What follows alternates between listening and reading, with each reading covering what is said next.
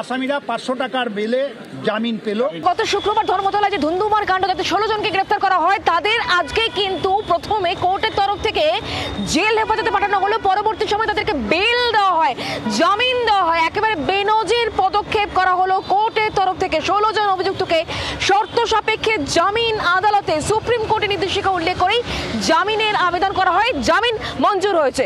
আইনজীবীদের বক্তব্য কি শোনাই?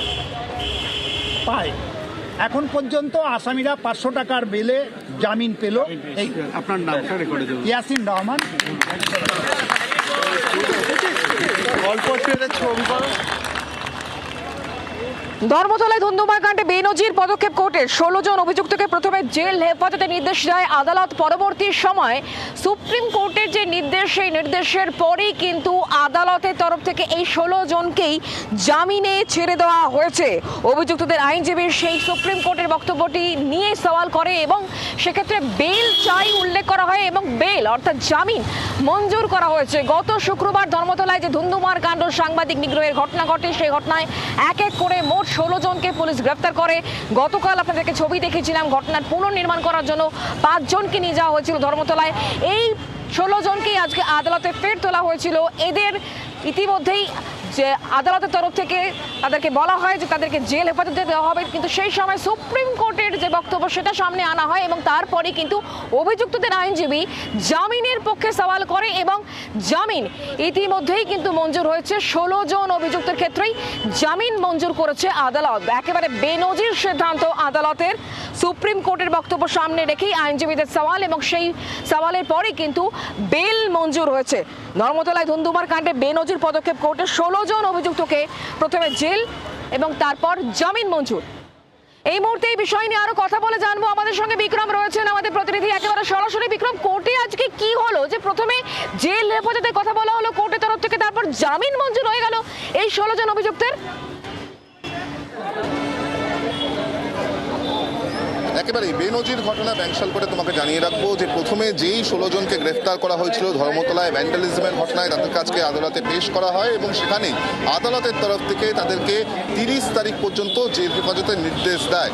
এবং তারপরেই যেটা দেখা যায় যে যারা ডিফেন্সের আইনজীবী, সঙ্গে ডিফেন্সের যেটা বক্তব্য যে সরকারি পক্ষেরও যারা আইনজীবীরা ছিলেন, তারা কিন্তু জাজের কাছে যান এবং সুপ্রিম কোর্টের নির্দেশিকার কথা উল্লেখ করে, যেখানে কেন্দ্রীয় সরকার এবং আন্দোলনকারীদের মধ্যে যে শর্ত তৈরি হয়েছে সেখানে সুপ্রিম কোর্টের গাইডলাইনের কথা তারা উল্লেখ করে আবারও তারা পুট আপ দেয় এবং সেই পুট আপের পর কিন্তু আবারও হিয়ারিং হতে আমরা দেখতে পাই ব্যাংশাল কোর্টে, যেখানে জামিনের আবেদন করা হয় মূলত অভিযুক্তদের আইনজীবীর তরফ থেকে। অপরদিকে সরকারি আইনজীবী তার তরফ থেকে জানিয়ে দেওয়া হয় যে সুপ্রিম কোর্টের যে গাইডলাইন রয়েছে, যেমন গাইডলাইন রয়েছে সেই অনুযায়ী আদালত যা ব্যবস্থা নেওয়া নিতে পারে।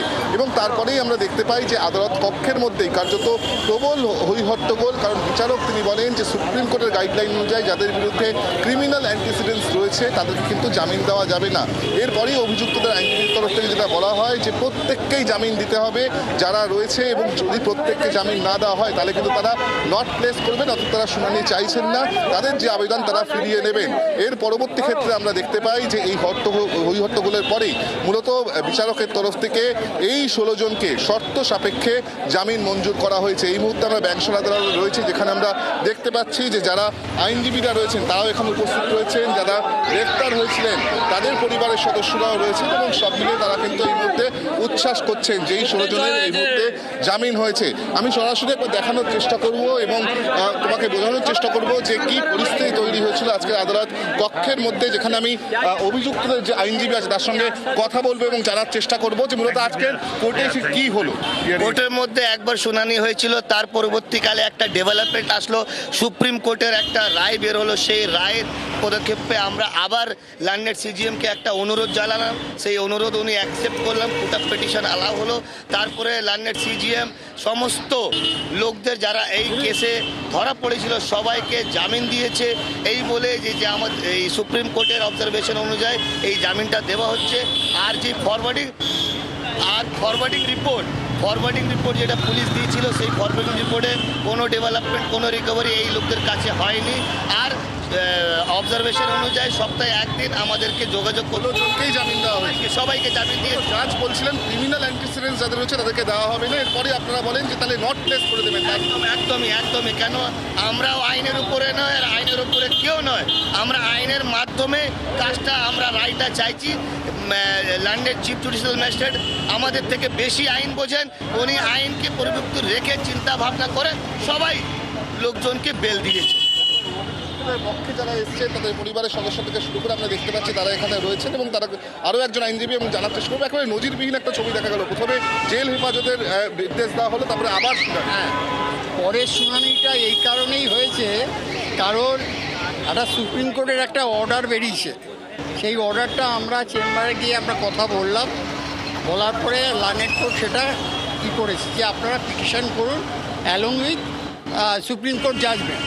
তো আমরা সেটা জমা দিয়েছি, দেওয়ার পরে হিয়ারিং হলো এবং আমাদের যখন আমরা কথা বলি তখন আইও ছিল এবং আমাদের ওসি সাহেব ছিলেন, চিফ পিপি ছিলেন, যার জন্য ওটা কনসিডার হয়েছে। সরকার পক্ষ চাইছিল পুট আপ দেওয়ার জন্য, না ওনারা ছিলেন, ওটাকে আমাদের কথাটাকে মান্যতা দিয়ে যে আমরা সুপ্রিম কোর্টে সেটা খবর পেয়ে ওনারা এসছেন এবং সেটা ওনারা আমাদের সাথে একসাথে মিটিং হলো।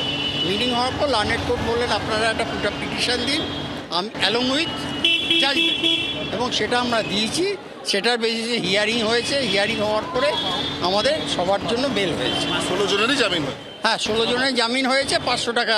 একটা বিরোধ দেখা যাচ্ছিল যেখানে বিচারক বলছিলেন একেবারে বোঝাই যাচ্ছে বিক্রম, তুমি নজর রাখো, পরবর্তী সময় তোমার কাছ থেকে এ বিষয়ে আরো আপডেট অবশ্যই নিতে থাকবো। বাংলার আওয়াজ, বাঙালির আবেগ, জি 24 ঘন্টা।